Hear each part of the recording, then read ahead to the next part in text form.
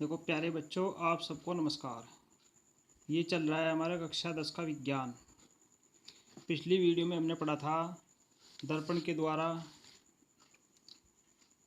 प्रतिबिंब का बनना, लेकिन उससे पहले हमारी कुछ परिभाषाएं थी, जैसे दर्पण का ध्रुव, दर्पण के मुख्य अक्ष, वक्रता केंद्र, और उससे अगली परिभाषा हमारी है मुख्य फोकस। मुख्य फोकस क्या होता है प्यारे बच्चों? मुख्य अक्ष के समांतर चलने वाली प्रकाश की किरणें दर्पण में परावर्तन या अपवर्तन के पश्चात जिस बिंदु पर मिलती हैं या मिलती हुई प्रतीत होती हैं, उस बिंदु को दर्पण का फोकस बिंदु कहते हैं। जैसे आपके पास फिगर दिया हुआ है, ये मुख्य अक्ष के समांतर आने वाली प्रकाश की किरण है, परावर्तन के पश्चात जिस बिंदु से जागी। एक ये किरण आने वाली है, परावर्तन के पश्चात दोनों किरणें एक बिंदु पर मिल रही। तो मुख्य अक्ष के समांतर आने वाली प्रकाश की किरण परावर्तन या अपवर्तन के पश्चात जिस बिंदु पर मिलती है, ये अवतल दर्पण में है, और जिस बिंदु से आती हुई प्रतीत होती है, ये उत्तल दर्पण में है, उसे दर्पण का फोकस बिंदु कहते हैं। अब ये फोकस दूरी है, फोकस बिंदु से दर्पण के ध्रुव तक की दूरी को दर्पण की फोकस दूरी कहते हैं। तो इस प्रकार से ये फोकस और फोकस दूरी की परिभाषा हुई। अब प्यारे बच्चों का हेडिंग हमारा चलता है गोलीय दर्पणों में प्रतिबिंब का बनना। गोलीय दर्पण में प्रतिबिंब का बनना, इसमें अवतल दर्पण द्वारा प्रतिबिंब का बनना है और उत्तल दर्पण के द्वारा प्रतिबिंब का बनना है। सबसे पहले हम शुरू करते हैं अवतल दर्पण के द्वारा प्रतिबिंब का बनना। अब इसमें कंडीशन हमारी 6 कंडीशन है प्यारे बच्चों। देखो, कोई वस्तु हमसे बहुत दूर रखी है, यानी कि दूर वाली वस्तु से हम शुरू करते हैं, फिर धीरे धीरे उसको नज़दीक लेके आते हैं। एक वस्तु जब अनंत पर रखी है, देखो ये हमारे पास फिगर है। आप फिगर कैसे बनाओगे प्यारे बच्चों? फिगर को बनाने के लिए आपने क्या काम करना, कम से कम 10 या 15 सेमी की लाइन खींचो एक। उसके बाद में अपने प्रकार में 5 सेमी 8 सेमी अपने पेज के अनुसार दूरी लेकर के यहाँ प्रकार रखो। सी बिंदु पे प्रकार को रखे एक गोलीय चाप लगा लो। तो ये जो गोलीय चाप है, इसके ध्रुव पी से और सी तक की जो दूरी आपने ली, ये कहलाती है वक्रता त्रिज्या। इसकी आधी आपकी फोकस दूरी होगी।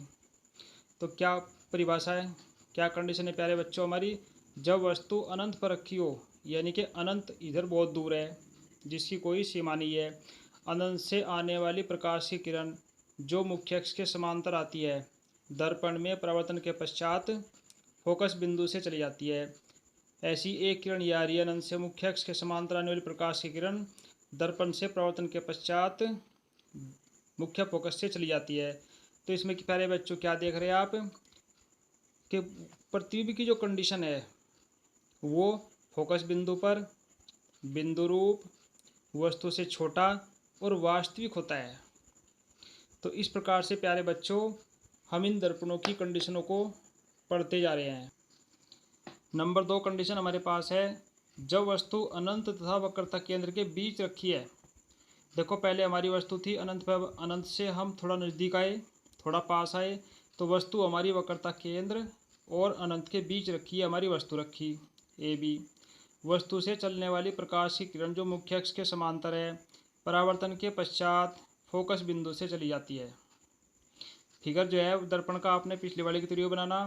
पहले एक लाइन खींचो, फिर प्रकार में कोई दूरी लेकर यहाँ प्रकार को रख कर चाप लगाओ। इसके बाहरी तल पर पालिश है क्योंकि ये अवतल दर्पण है। इसके आधे पे आपकी फोकस बिंदु है। ये आपका सी हो गया, ये आपका फोकस बिंदु हो गया। यहाँ रख कर प्रकार आपने ये चाप लगाया था, दर्पण बनाया था। तो प्यारे बच्चों, ये हमारी वस्तु रखी, वस्तु से चलने वाली प्रकाश की किरण परावर्तन के पश्चात फोकस बिंदु से चली गई। दूसरी किरण हमारी गई वक्रता केंद्र से। अब देखो प्यारे बच्चों, जो किरण हमारी वक्रता केंद्र से जाएगी उसकी क्या खूबी है? उसकी खूबी है कि वो जिस रास्ते से जाती है परावर्तन के पश्चात उसी रास्ते से वापस आ जाती है। तो इस प्रकार से दोनों किरणें जिस बिंदु पर मिलती है वहीं पर वस्तु का प्रतिबिंब बनता है। आप फिगर में देख रहे हैं प्यारे बच्चों, दोनों किरणें कहाँ मिल रही? सी और एफ के बीच में। तो हमारी प्रतिबिंब की कंडीशन क्या हुई है? वस्तु का प्रतिबिंब वस्तु से छोटा उल्टा दर्पण के वक्रता केंद्र और फोकस के बीच तथा वास्तविक बनता है। तो इस प्रकार से हमारी हुई कंडीशन नंबर 2। अब नंबर 3 कंडीशन हमारी है, आप दर्पण के और नज़दीक लाइए वस्तु को जब वस्तु वक्रता केंद्र पर रखी है। देखो ये आपके पास दर्पण है, ये मुख्य अक्ष है, ये इसका फोकस बिंदु है, ये वक्रता केंद्र है। इस वक्रता केंद्र से आपने कोई दूरी लेकर के एक चाप लगाया, ये चाप जो है दर्पण के आकार का हो गया, तो ये हमारा एक दर्पण बन गया। इसके बाहरी साइड पर पालिश है और अंदर का तल इसका परावर्तक पृष्ठ है, तो ये अवतल दर्पण हो गया। तो प्यारे बच्चों, हमारी वस्तु दर्पण के वक्रता केंद्र पर रखी, वस्तु से चलने वाली प्रकाश की किरण जो मुख्य अक्ष के समांतर है, दर्पण से परावर्तन के पश्चात फोकस बिंदु से चली जाती है। दूसरी किरण हमारी जाती है फोकस बिंदु से। फोकस बिंदु से जाने वाली प्रकाश की किरण दर्पण से परावर्तन के पश्चात मुख्य अक्ष के समांतर हो जाती है। तो इस प्रकार से प्यारे बच्चों, हमारी दोनों कंडीशन होगी। मुख्य अक्ष के समांतर आने वाली प्रकाश की किरण परावर्तन के पश्चात फोकस बिंदु से चली गई, और फोकस बिंदु से आने वाली प्रकाश की किरण परावर्तन के पश्चात मुख्य अक्ष के समांतर चली गई। जहाँ दोनों किरणें मिलती हैं वहीं पर वस्तु का प्रतिबिंब बनता है। देखो दोनों किरणें हमारी यहाँ मिल रही, तो इससे क्या पता चलता है प्यारे बच्चों कि वस्तु का प्रतिबिंब वस्तु के बराबर, उल्टा, वास्तविक तथा वक्रता केंद्र पर ही बनता है।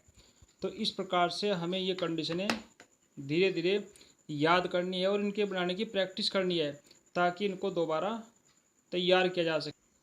नंबर 4 कंडीशन हमारी चलती है, जब वस्तु वक्रता केंद्र व फोकस के बीच रखी है। देखो ये हमारा फिगर है, ये हमारी मुख्य अक्ष है, ये हमारा दर्पण है, और वस्तु जो है पिछली कंडीशन में कहाँ रखी थी, वक्रता केंद्र पर और नज़दीक आओ। अब वस्तु जो है वक्रता केंद्र और फोकस के बीच रखी है, तो क्या कंडीशन बनती है। देखो वस्तु से चलने वाली ये हमारी वस्तु रखी, वस्तु से चलने वाली प्रकाश की किरण दर्पण से परावर्तन के पश्चात फोकस बिंदु से चली गई। इसी प्रकार से फोकस बिंदु से आने वाली प्रकाश की किरण दर्पण से परावर्तन के पश्चात मुख्य अक्ष के समांतर चली गई।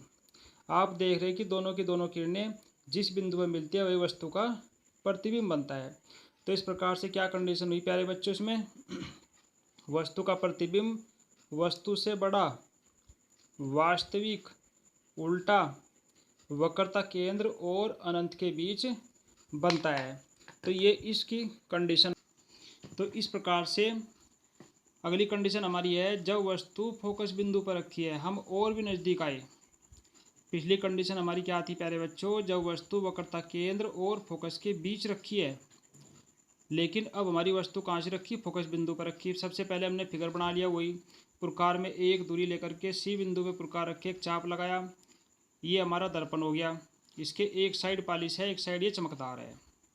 तो इस प्रकार से वस्तु हमारी फोकस बिंदु पर रखी, तो वस्तु से चलने वाली प्रकाश की किरण परावर्तन के पश्चात फोकस बिंदु से चली जाती है। दूसरी किरण हमारी जाती है वक्रता केंद्र से।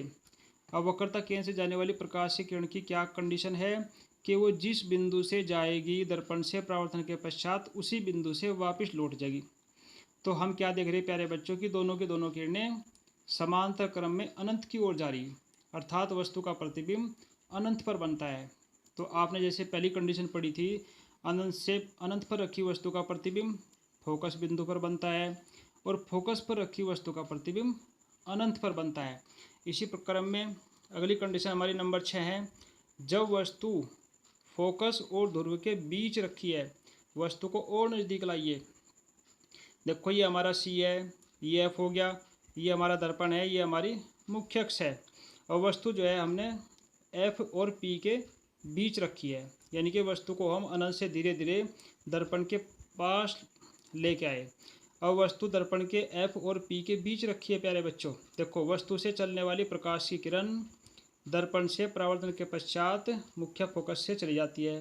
दूसरी किरण जाती है वक्रता केंद्र से, और वक्रता केंद्र से जाने वाली प्रकाश की किरण की खूबी है कि वो जिस रास्ते से जाएगी उसी रास्ते से वापस लौट जाएगी। तो अगर हम किरणों को इधर लेकर चलें तो दोनों किरणों के बीच की दूरी बढ़ती जाती है, परंतु अगर हम किरणों को पीछे मिलाएं तो हमें ऐसा महसूस होता है जैसे ये दर्पण के पीछे कहीं ना कहीं किसी न किसी बिंदु पर मिलती है। तो जहाँ ये दोनों की दोनों मिलती है वहीं पर ही वस्तु का प्रतिबिंब बनता है। अब देखिए प्रतिबिंब की कंडीशन क्या क्या है। वस्तु का प्रतिबिंब वस्तु से बड़ा, आभासी और सीधा तथा दर्पण के पीछे बनता है। तो प्यारे बच्चों, अवतल दर्पण के द्वारा बनने वाली ये एक कंडीशन ऐसी है जब वस्तु का प्रतिबिंब आभासी, सीधा और दर्पण के पीछे बनता है। तो इस प्रकार से प्यारे बच्चों हमें एक स्थितियाँ तैयार करनी है। इससे आगे चलता है हमारा उत्तल दर्पण द्वारा प्रतिबिंब का बनना, जिसको हम अगली वीडियो में आपको समझाएंगे। वीडियो को सब्सक्राइब करना, लाइक करना, शेयर करना प्यारे बच्चों, और बार बार देखने के बाद अपने इस सभी टॉपिकों को कंप्लीट तैयार करना। जय हिंद, जय भारत, धन्यवाद।